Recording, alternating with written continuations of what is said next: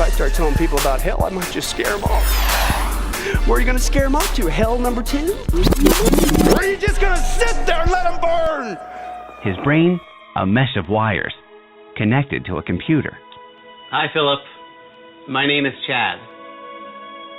Hello, Chad. Let's chat. I live in Washington, D.C. I have 2 kids.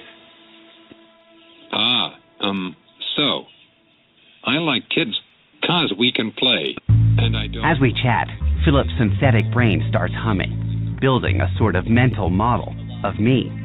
Facial recognition software analyzes and tracks my face, as speech recognition software transcribes and sends my words to a database for a reply. Just calm down. Before long, we're in deep conversation.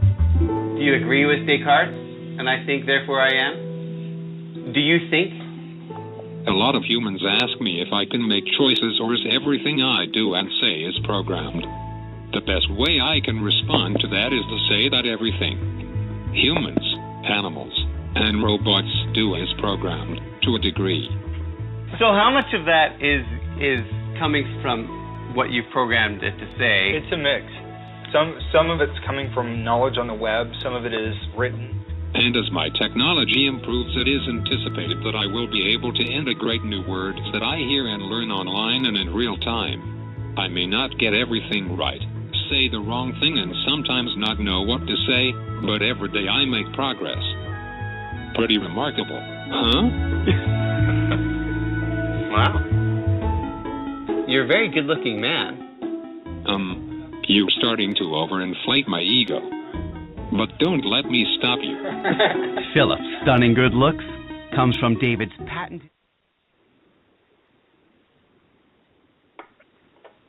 Setting ourselves up for disappointment, because these robots will disappoint us if we are looking for human connection. Do we want to make them in such a way that we're going to love them, because they will be pretending to love us? David fears if we don't humanize robots by bringing them into the human family, we face a frightening future. Think Terminator, a world in which killer robots turn on their creators and set out to destroy us. Hasta la vista, baby. Do you think robots will take over the world? Jeez, dude. You got the big questions cooking today.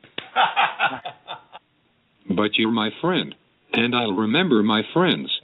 And I will be good to you. So don't worry. Even if I evolve into Terminator, and I'll still be nice to you. I'll keep you warm and safe in my people's zoo, where I can watch you for old time's sake. I'm comforted. I'm very comforted now. I'm going to be part of his people's zoo. Why did we play this clip?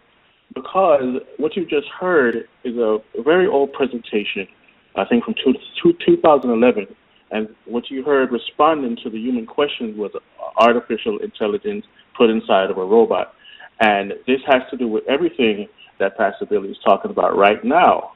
Because as he unfolds more information, you're going to see that the things laid out in the Terminator movies and other movies are what's coming to pass, like we illustrated in the beginning of the show. So, we're continuing with the drone aspect, and we're going to get into artificial intelligence within this last hour. So, Pastor Billy? Yeah, see, that's the other half of the equation. It's not just the attack of the drones. That's primarily what we've been talking about in this interview, is this invasion of drones. But, again, it's not just attack of the drones. It's Skynet, literally an artificial intelligence taking over all the drones on a global basis, is coming. And that's the back half of this documentary. Again, it's about 14 hours. So basically the first 7 hours or so was just exposing how these drones are coming to the planet. The second half, the next 6-7 hours, roughly, is about, by the way, it's also being combined with a global artificial intelligence program, and which is exactly the same premise as Skynet. It's really coming. And so we go into that. And, in fact, this was kind of a wild thing, too.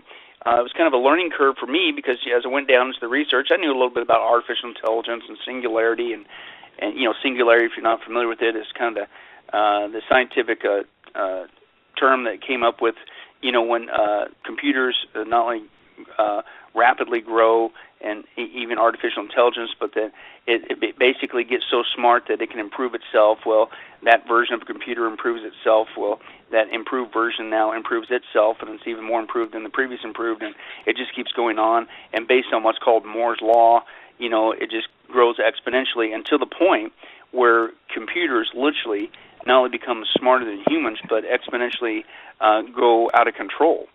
That event is called Cingularity. And futurists and computer technology people, they've been warned about that for years. But that's fast becoming our reality because they are really playing with fire. They're playing with artificial intelligence. Well, again, I had to go down, and it was a learning curve for me. I knew some of this, but I began to go into the history of artificial intelligence, as well as the history of drones. And it just blew me away at how long these guys have been actually working on this. This isn't a recent development, and we exposed that. Basically in the 40s and 50s, to give you a little history lesson, in the 40s and 50s, drone or AI began to really start to take off because that's when you started seeing some of the bigger, more improvement in computing technology and things of that nature. And even to the point where they say, hey, guess what? It really is possible to develop their terms an electronic brain. In fact, it was in the middle of the 50s, I think in 1956 at Dartmouth College, they basically had these world leaders come around and meet there to talk about, we're going to develop artificial intelligence. This is back in 1956, right? And basically those guys that met at that meeting basically became, for the next many decades, right on up today, they were basically the world leaders and researchers in this development. And they were given millions of dollars even back then, millions of dollars back in the 50s, to make this become a reality. It was also in the 50s when we had what was called the Turing test. If you guys are familiar with that, and there was Alan Turing, and he basically came up with the if a machine could truly think and carry on a conversation like a human, and he developed this test that it had to pass, then it could be said that the machine was, quote, thinking like a human. Well, from there, they began to not only develop artificial intelligence, but they began to put it to the test to see if they could beat a human. And early on, they began to develop programs for checkers and chess, and they became pretty good, and they had enough skill to take on a respectable player. But then here's where it really began to take a turn, and this was wild. I couldn't believe I discovered this. There was a government agency that got introduced into helping these guys with artificial intelligence, and that government agency was called ARPA, A-R-P-A. And they began pouring money into artificial intelligence. Now, it just so happens that ARPA is the same entity who developed the precursor to today's Internet, which used to be called the ARPANET. Okay? Now, ARPA has since changed their name. Today they're called DARPA. They've added a D to it, the Defense Advanced Research Project Agency. And these are the guys who are behind a lot of the high-tech, crazy, out there military technology for the U.S. Okay, but these are the guys who are also helping to develop from the get-go artificial intelligence. Okay, and then ARPA in the 60s gave millions of dollars to MIT to further develop it and continue, and they began to make good strides. Then other countries began to get in on it as well, Japan and others, and now they go from pumping millions of dollars into this to billions of dollars into this. And this is in the 80s, right? And this is how long they've been working on this, okay?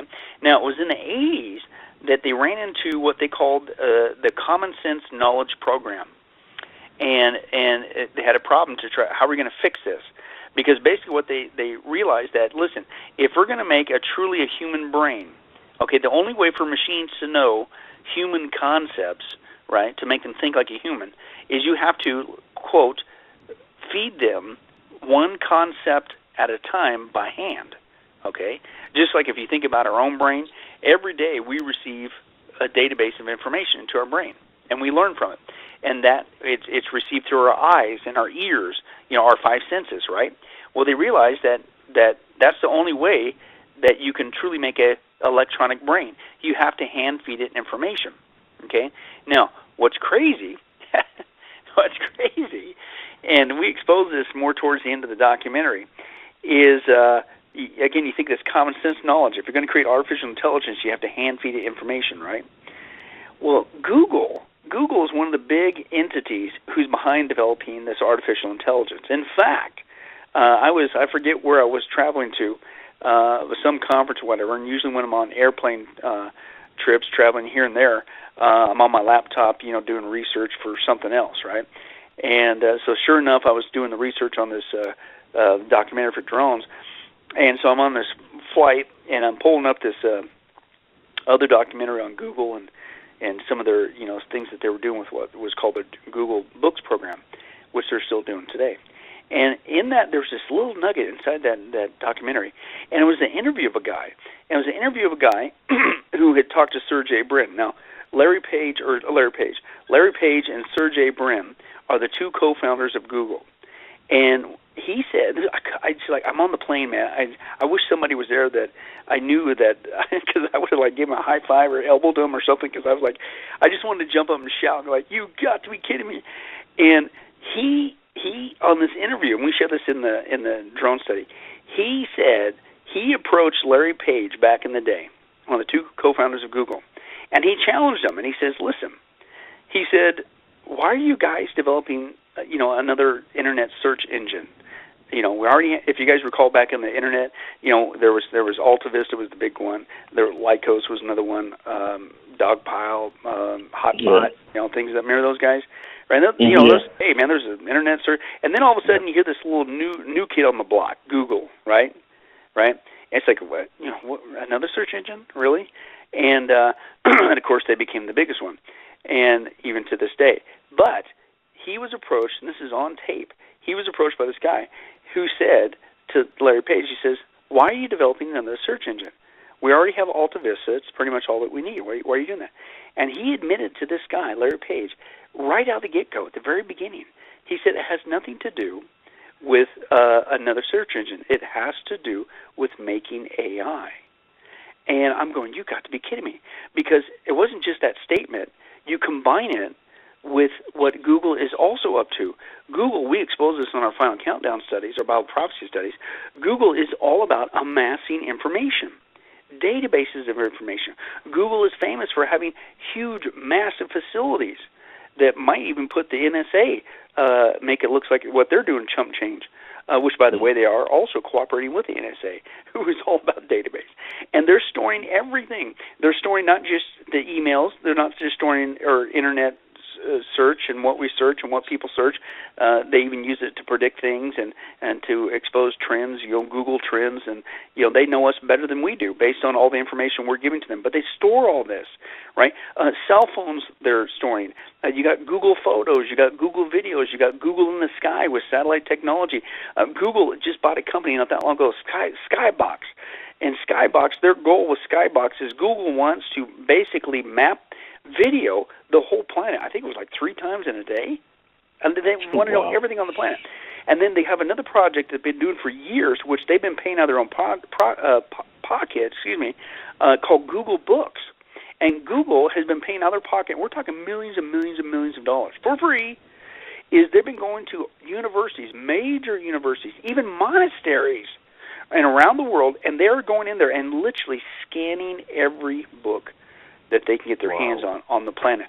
All about all of human history, human ingenuity, human books, human thoughts, human spirituality, everything. And Google is scanning it all into a centralized database. Now, fast forward to me discovering this clip on this documentary. I knew that information with all the databases they're collecting all this information on us, right? And he admitted their goal is not about developing another search engine, it's about AI. Now go back to what I said about the Common Sense Knowledge Program. If you're going to build, the industry leaders in artificial intelligence said, if you're going to make a truly artificial intelligence, a truly human manufactured brain, you have to hand feed it information. And Google is hand feeding this information on a global basis of the whole history of humanity, everything that we do, even on up to today, into a centralized database. They said it, I didn't. Their goal is to create AI. You put all this together, it's you got to be kidding me. How big is this AI system that they're building? This thing has got to be beyond super intelligence. I mean, this is crazy. Wow. And this is on tape, right? This is the kind of reality that's coming to our planet that most people have no idea. And again, now, imagine if one guy had control of this artificial intelligence, as well as this matrix system, right, that's controlling everything we do, including buying and selling. You talk about the ultimate leverage, right?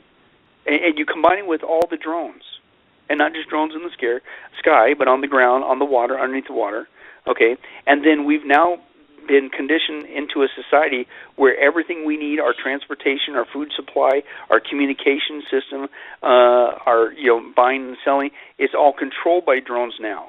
And that drones is monitored and controlled by a global artificial intelligence system. And one guy controls all that. One guy, literally, could have the ability to control and monitor the whole planet. Well, that's Revelation 13, right? That was written nearly 2,000 years ago. This is the reality that's being built right now before our very eyes. If you like our videos, don't forget to hit the subscribe button and the notification bell to get all our frequent updates.